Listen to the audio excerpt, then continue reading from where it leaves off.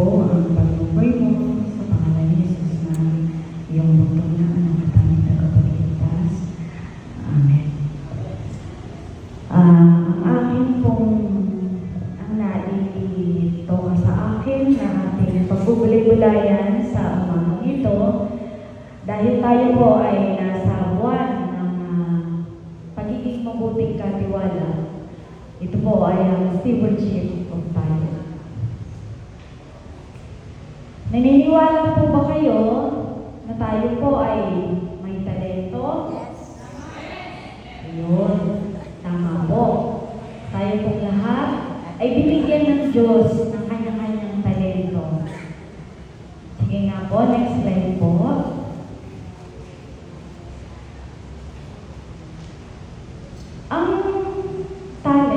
Ang talento o ang talent. Basahin ko lang po sa English ang ating tekstong binasa kanina. There are different kinds of service, but the same Lord. There are different kinds of working, but in all of them and in everyone, it is the same God at work. Next po. Ano nga ba ang ating talento? Pag-usapan po natin. Next po. Ang talent ay isang natural o ito ay isang abilidad, ating kakayahan na tayo ay nagiging unique. Bakit po? Kasi yung kakayahan na yan, bigay yan sa atin ng Panginoon. Hindi lahat ng tao binigyan ng pare-pareho. May mga kakayahan tayo at talento na atin yun para sa atin. Ang kakayahan na to ay can grow with practice and dedication. Kailangan natin itong i-enhance, kailangan natin itong palaguin, at higit sa lahat, kailangan maging dedicated tayo para dito. Ang talento ay isang regalo. It is a gift na mula sa Panginoon. Next po. Meron mga iba-iba na talento. Meron muna akong, okay lang, meron akong gustong i-share na isang talento na wala yan, hindi ko na nilagay kasi dagdag slide. Ito po ay ang tinatawag na interpersonal talent. Ano po kaya ang ibig sabihin ng interpersonal talent? Ito ay social abilities that allow you to navigate social situation. Ito ay nagdi-build ng positive relationship sa iba. Ano kaya ang nakapaloob dito sa interpersonal talent na ito? Una po, yung leadership. Hindi lahat may kakayahan na mamuno. Ano nga ba ang leadership? Bakit kaya ito nagiging talento? Ang leadership ay isang ability to guide, isang abilidad para mamuna ka, i-motivate at i-inspire ang iba sa isang nililipinig yung goal. Minsan, ang pagiging isang leader ay hindi po madali. May mga tao na kahit ikaw yung leader, kung gusto nila na sila yung masunod, hindi po sila susunod sa iyo. Kaya ang pagiging leader, kailangan po, yan ay ipinapanalangin din sa Panginoon. Hindi siya ganong kasimpleng bagay lang. Empathy. Ang empathy ay isa rin pong talento. Bakit? Ito ay nagbibigay ng kakayahan mo na maging isang trustworthy ka. Bakit kaya? May mga madalas, may mga tao na tahimik. Kung meron silang problema, napakapili ng tao na kanilang pinagkakatiwalaan. Ngayon, kung ang tao na yan lumapit sa'yo, inopen niya sa'yo yung niya kayang sabihin sa ibang tao. Ibig sabihin, katiwa-tiwala ka, trustworthy ka, pinagtitiwalaan kanya. Kaya sana kapag dumating na yung pagkakataon na pinagtiwalaan ka niya, huwag mo namang imarites sa iba. No? Hindi lahat ay pwedeng pagtiwalaan. Hindi lahat ay pwedeng manatiling sekreto ang sekreto na ibinahagi sa iyo. Next po, ang kasama pa rin ng interpersonal talent na ito ay ang pagiging handa pagdating sa public speaking. Ano po yung public speaking? Kagaya ng halimbawa po, ganito, tatayo ka dito, magbibigay ka ng mensahe. Kagaya ng mga ginagawa po na every first Saturday ng ating gawain ng ating kababaihan, yung kape at panalangin. Sila po ay umaharap sa publiko, sa mga tao, nagsishare, nagsasalita sila, nagbabahagi ng salita ng Diyos. Yan po mga bagay na yan ay talento. Next po. Music. Talent para sa musika. Ano ba ang kinapapalooban nito? Nahin po natin. Singing. Sa singing po, iyan ay ang talento ng bawat isa na kumakanta. Kasi kung mapapansin po natin na minsan nakakarinig tayo na kumakanta na sintonado po o wala siya sa tono. Pero gusto niyang kumanta. Kaya nga po, napakapalad ng tao na binigyan ka ng boses ng Panginoon na diretsyo, na madali mong nasusundan ang mga nota. No? Kasi iba ka eh. Bigay yan sa ng Panginoon. Talent mo yan. Next po, sa dancing. Bakit kaya kasali sa talent ang dancing? Nakikita po natin yung ating mga tambourine dancers. Yan. Isa po yan sa ginagamit din ng Panginoon. At isa din yan sa talento na ibinibigay sa mga bata. Hindi lahat din na nag-aaral ng mga ganyan ay natututo ng madali. No? Merong tinitignan lang yung step, tatayo na dyan, alam na niya. Pero kung ang puso mo ay gusto mo talagang aralin, natututunan mo, bibigyan ka pa rin ng Panginoon ng guidance para matutunan nito. Maging ang Zumba fellowship pero ang ginagamit niya namin sa RPs kapag may gawain doon, meron kaming Zumba fellowship. Ang ginagamit ko na tugtog dyan ay ang tugtog na para maluwalhati ang Panginoon sa pamamagitan ng pagsusumba. Next po, playing instruments. Pagtugtog ng iba-ibang mga instrumento ng ating mga instrumentalists. Yan po ay talento na hindi din madali. Kasi hindi naman din po madaling mag-aral ng mga instrumento na yan. Bibigyan mo talaga yan ng oras, bibigyan mo ng panahon. Next po, sa art, ang mga talento sa art. Merong mga magagaling mag-drawing, no?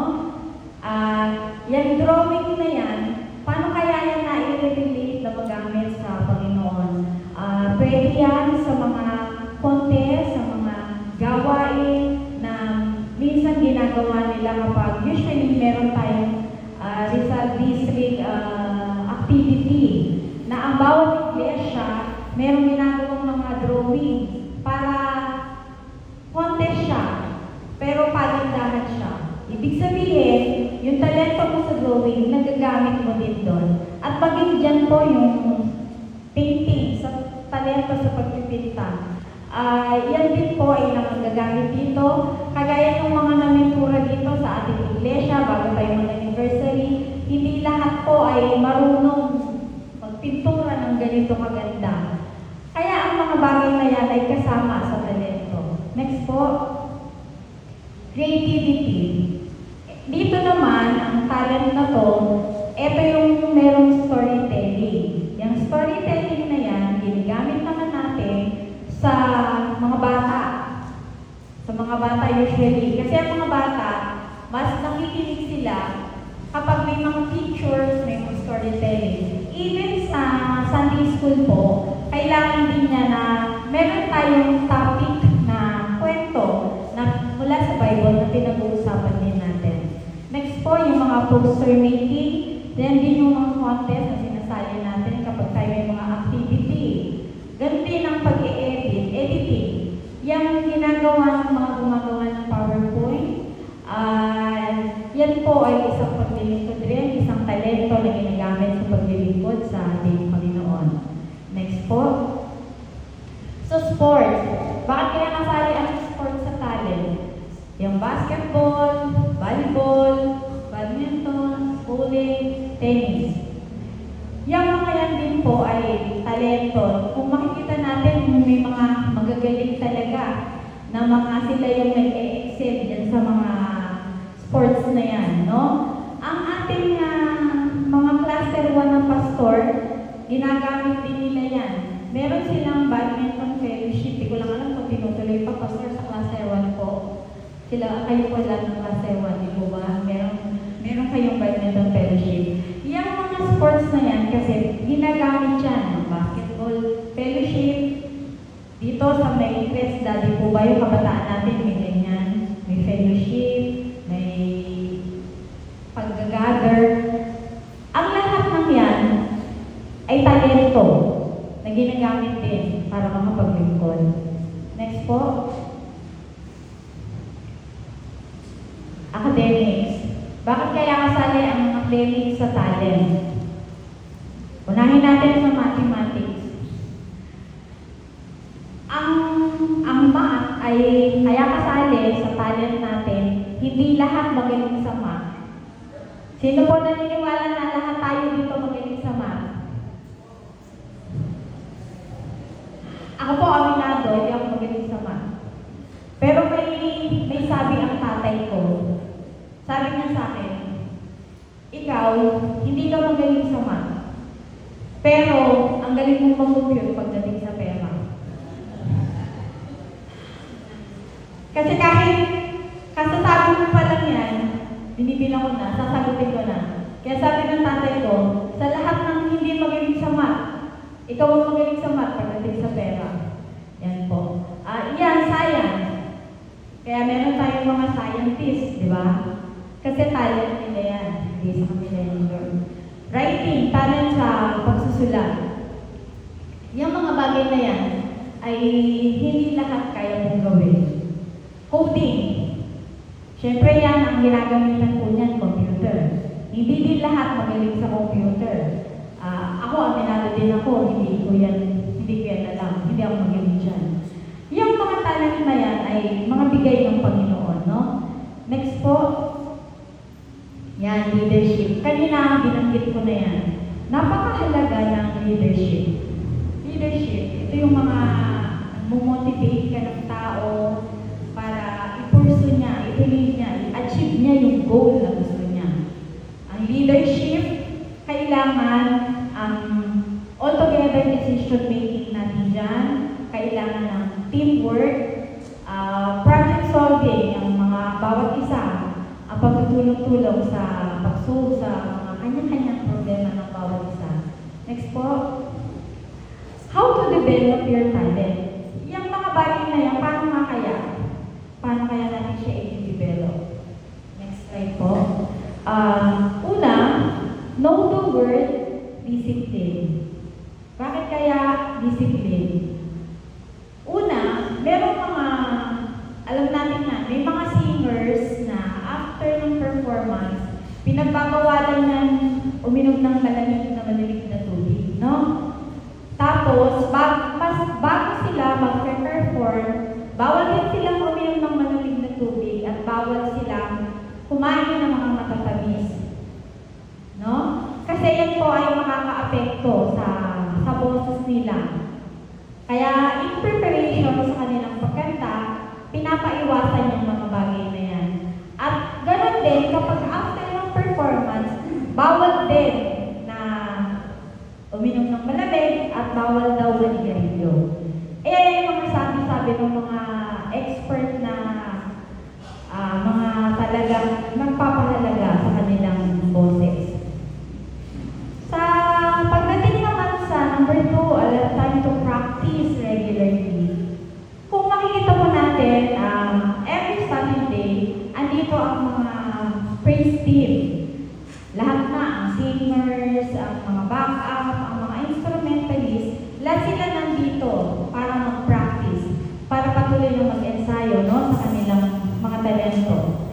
Number 3, make room for improvement.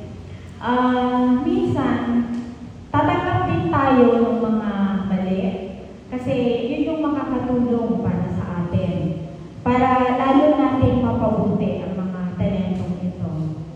Next, number 4, be a good steward of your God-given talent. Kasi pinagkaloob to sa atin ng Panginoon, kaya dapat pahalagahan po natin. Next po.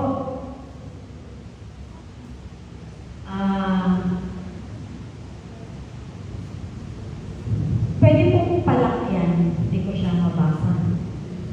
Pakian po yung sayan. Sige yan po. Everyone has something special to give. Next. Yun yung hindi makukuha ng iba sa atin. Bakit? Kasi binigay yan sa atin ng Panginoon. Sa pamamagitan ng ating mga talento, we can inform, yes po, pausok po sa kabla yan. We can inform, influence, and persuade others. Pwede natin gamitin ang ating talento para pangunahan, magbigay ng influensya, at bigyan din ng kaalaman ng ating mga kapwa. Next po. Our talent can be used to honor Him through ministry. Kaya po yung mga binanggit kong mga halimbawa ay yung mga ginagamit natin para makapaglingkod sa ating Panginoon. Next po. We can build a positive relationship with others. Through our talent, pwede po natin itong gawain. Sapagkat hindi lamang ang talento natin ay kailangan nating pahalagahan, kailangan din natin maging positibo sa pakikisama sa iba dahil sila din ay may kanya-kanyang talento. Next po. Ang sabi po sa pakilaki po ulit yan. Thank you po. Hindi ko siya mabasa. Gusto ko pong i-share yung verse sa James 1:17.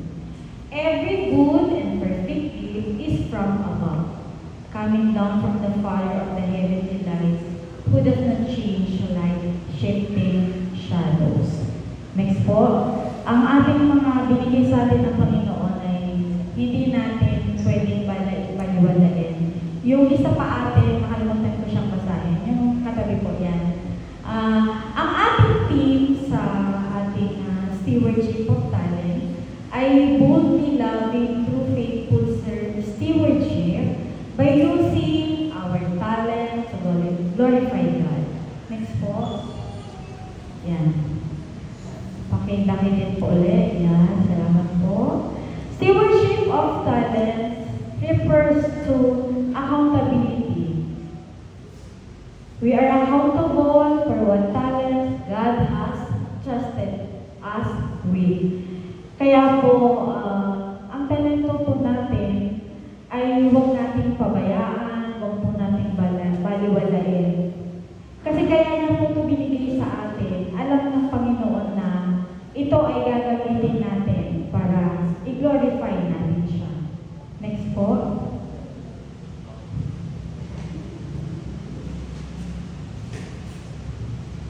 Our talent is a gift from above. What you do with it is our gift back to God.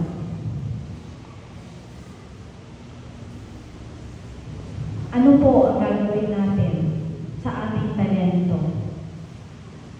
Ito po ba ay gagamitin natin, itatago natin, ipagdadamot natin,